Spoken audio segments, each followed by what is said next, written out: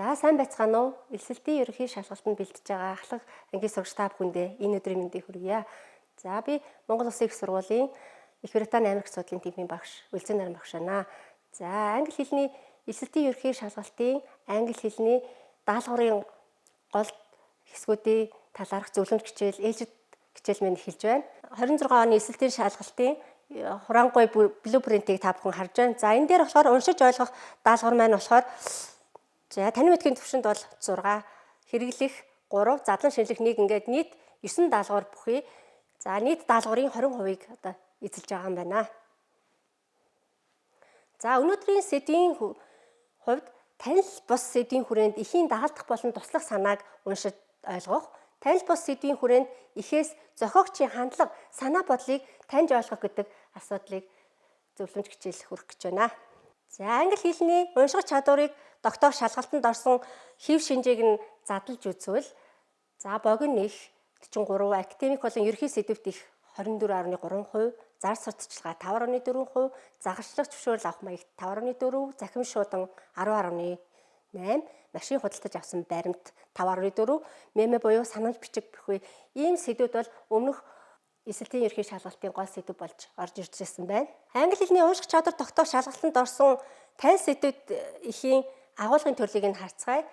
За агаарын бохирлын тухай бичсэн эссе 10%, амралтын талаар өөрийн найзтай бичсэн имэйл 10%, англи хэлний үгийн тухай 21%, аян цахилгаанаас сэргийлэх зөвлөмж 5%, буудлын үйлчлэгийн дараа гаргасан гомдолд хариу бичсэн имэйл 10%, газар хөдлөлтийн тухай мэдээ 11%, загварчлах зөвшөөрөл авах маягт 11%, хүний гадаад төрхийн талаар 11%, за хүний зан чанарын тухай 11 гээд нийт ийм сэдвүүд өмнөх дээшийн материалуудад орж ирж байсан байна.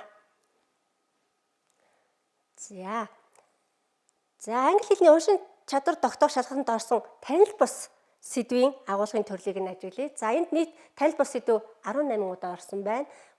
За амтан судлалынх 11%, ангаа ухаан 22%, бизнес 11%, боловсрал 11%, технологи 11%, эдийн засаг 23%, санхүү 11% гэсэн ийм сэдвүүд өмнөх жилүүдийн яшүүдийн материалд орсон гол танил бус сэдв байх нэ.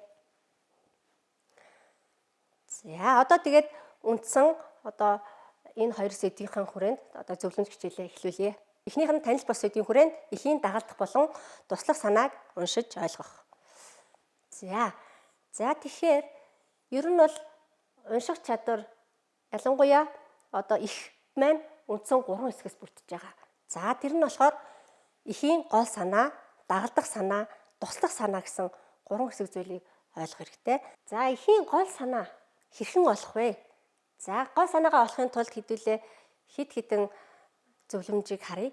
За эхлээд бол тухайн эхийнхаа гарчгийг харах хэрэгтэй. За тэгэхээр тухайн гарчиг гэдэг нь бид нар юуны тухай унших вэ гэдэг гол ойлголтыг биднэрт өгч өгдөг.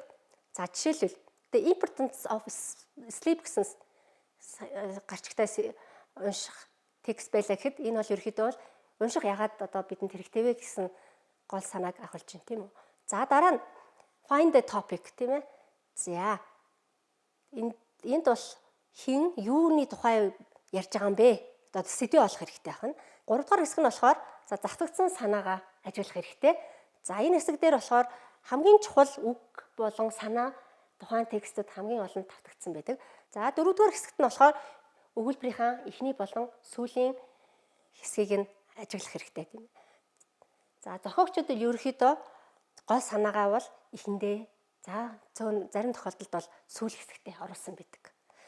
За 5 дугаар хэсэгт нь болохоор жижиг нарийчилсан зүйлийг нь бол анхаарахгүй, тэрийг бол тоохгүй орхиж болно. За энэ дээр нь болохоор юу байх вэ гэхээр жишээ, тоо, хэмжээ, заасан үгнүүд. За тэгээд ерөнхийдөө тухайн санааг л дэмжсэн тийм хэсгүүд байдаг. За эдгээр нь болохоор дэмжсэн хэсэг болохоос биш, яг гол санаа бол биш юм аа. За тэгвэл одоо бидний гол чухал зүйл маань дагалдах санаа гэж юу вэ гэдгийг ойлгох хэрэгтэй. За дагалдах санаа гэдэг нь болохоор гол санаа, main idea буюу гол санаагаа дэмжиж, тайлбарлаж, баталж өгдөг нэмэлт мэдээллийг хэлж байгаа. За тэгэхээр гол санаа, дагалдах санаа бол гол санаагаа батлах, жишээ, тайлбар, баримтыг хэлж байна. За За дагалдах санаа нь болохоор ер нь гол санаатайгаа шууд холбоотой. Гол санаагаа дагаж явдаг. За гол санааг тодруулж дэлгэрүүлдэг. За ихэвчлэн жишээ, баримт, тайлбар хэлбэртэй байдаг. Гол санааг ойлгоход хамгийн сансгүй чухал хэсэг нь болдог байна. За гол санаагаа олоход бидэрт 3 чухал асуудалт байх ёстой тийм ээ. За эхлээд яагаад гэдгийг асуух ёстой тийм үү? Яагаад энэ санаа үний юм бэ? За дараа нь жишээ, баримт руу харах ёстой. За жишээлбэл тоо, баримт, за эсвэл одоо жинхэнэ бодит амьдралын жишээ. За гуравт нь болохоор ажиглах тийм ээ. Тайлбарлсан үгнүүдээ бол ажиглах хэрэгтэй. За жишээлбэл for example, such as, because гэх мэт үгнүүд маань илүү тухайн гол санааг юм тайлбарлаж өгдөг байна. За тэгвэл дагалдах санаагаас гадна туслах санаа бас байдаг. За туслах санаа гэдэг нь болохоор гол санааг дэмжиж батлах зорилготой. За илүү нэмэлт тайлбар жишээ нотлохоотой. За байхгүй байсан ч гол санааг бол бас ойлгож болно. За ихэвчлэн дэлгэрэнгүй туслах чанартай байдаг. За тэгвэл эндээс дагалдах санаа, гол санаа хоёрын чинь ялгаа юу юм бэ гэдэг асуудал гарч ирнэ. За дагалдах санаа бол гол санааны ойрын хэсэг, шууд тайлбар нь байдаг. Ерөөсөө main idea буюу гол санаа хэлсэн бол тэрийг артлынхын өгүүлбэр нь хөвчлэн дагаж явж байгаа хэсгийг бол дагалдах санаа гэж ойлгож байна. Тэгвэл туслах санаа нь болохоор одоо тэр гол санаагаа батлахад, баяжуулахад нэмэлт мэдээлэлээр хангадаг хэсгээ бид нэр туслах санаа гэж ойлгох хэрэгтэй. За тэгээ эндээс энэ хэсэгтээс гол ялгааг нь бол энэ дээр харуулсан байна, нэгтгэсэн байна.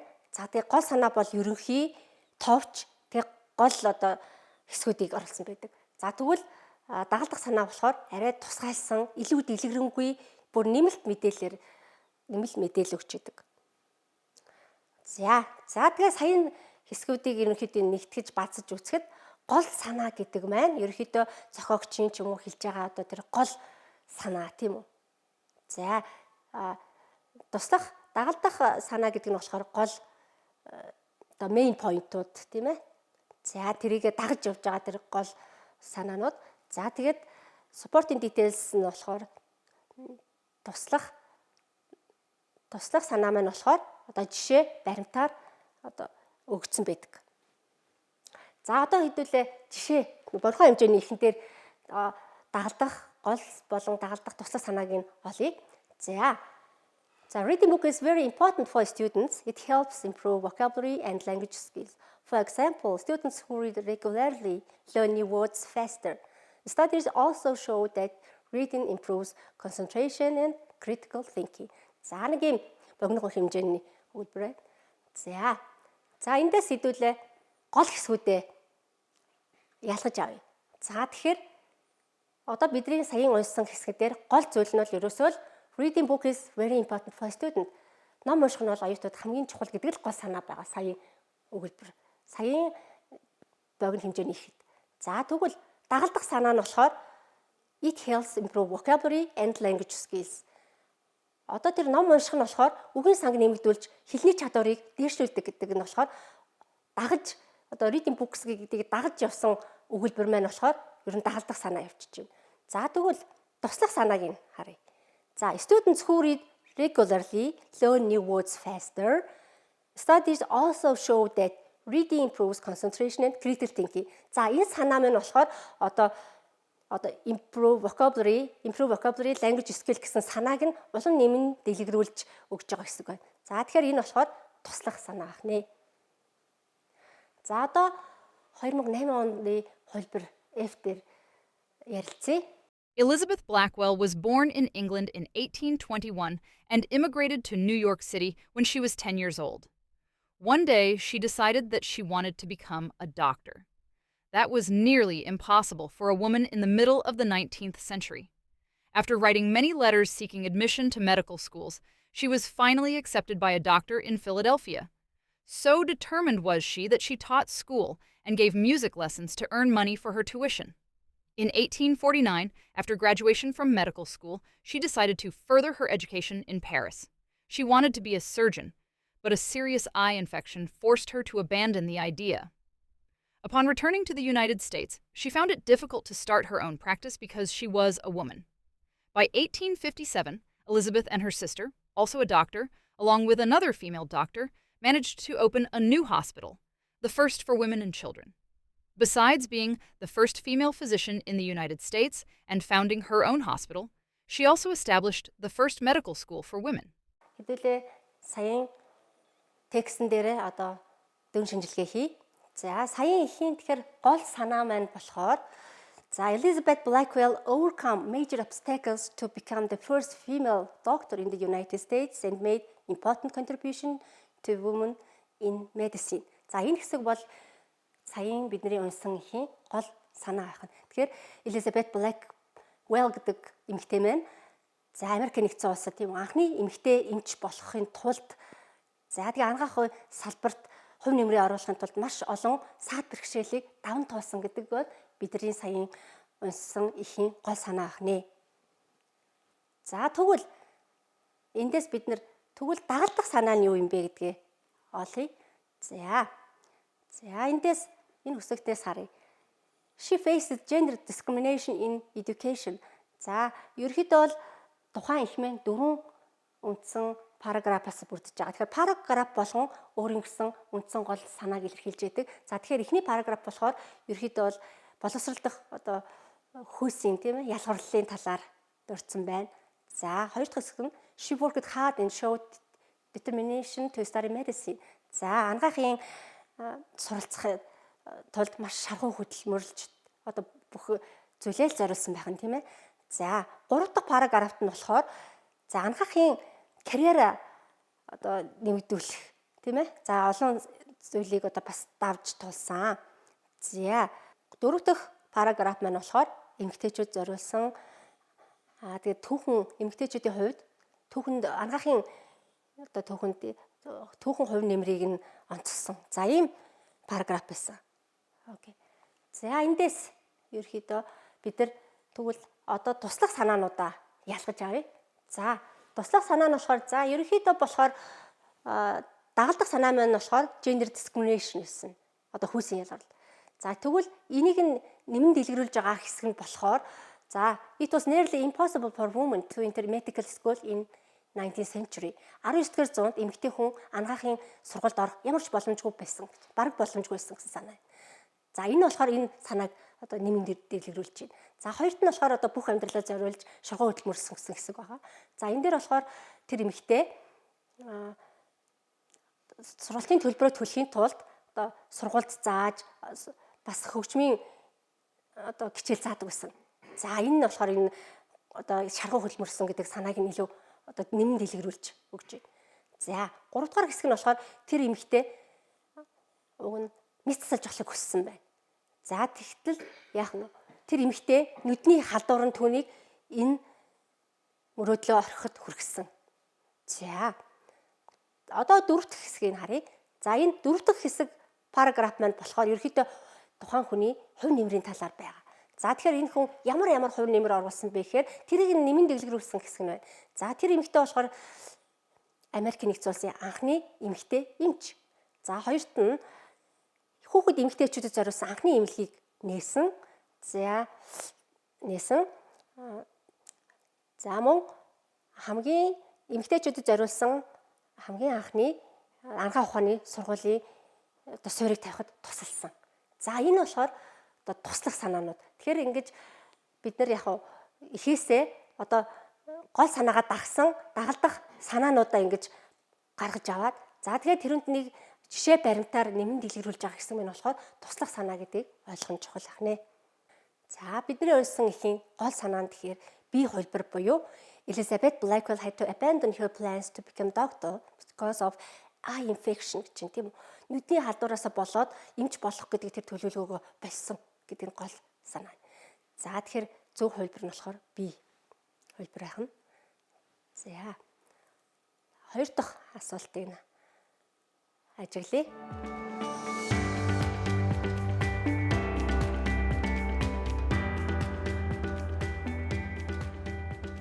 За энэ хэсэгтэр болохоор эмч болох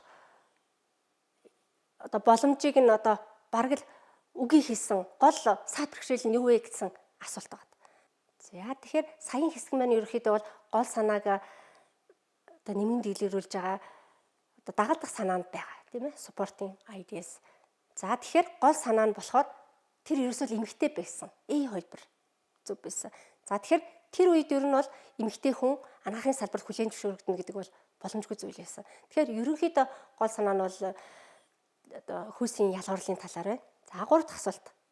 3 дахь асуултаа ажиглая.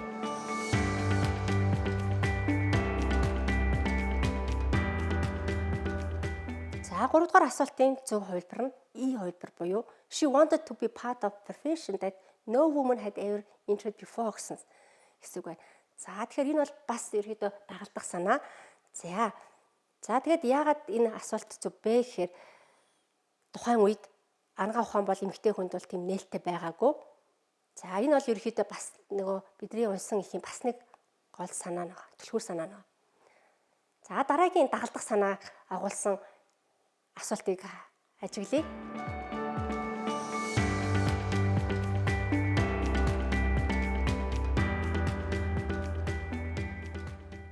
За энэ хэсэг дээр тухайн төвөгт тохирсон хамгийн зөв гарчийг олно гэсэн асуулт байна.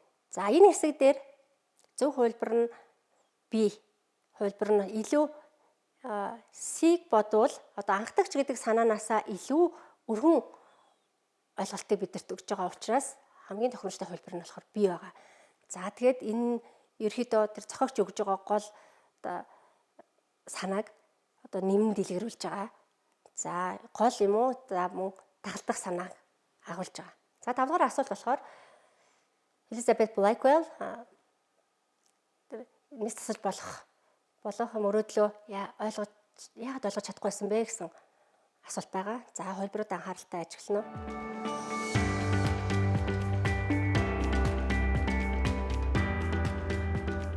За энэ хэсэг дээр зөв хувилбар нь хувилбар буюу за тэр гол нь нүдний халтур тийм ээ.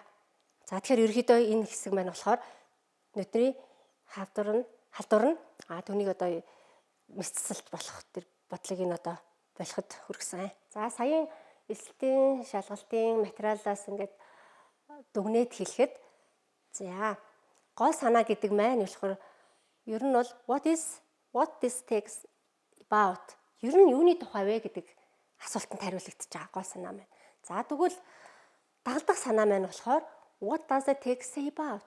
За ерөнхийдөө энэ гол ерөнхий тэр санаагаа дагсан одоо санаанууд ерөнхий тэр санаануудыг нь болохоор туслах дагалдах санаа гэж.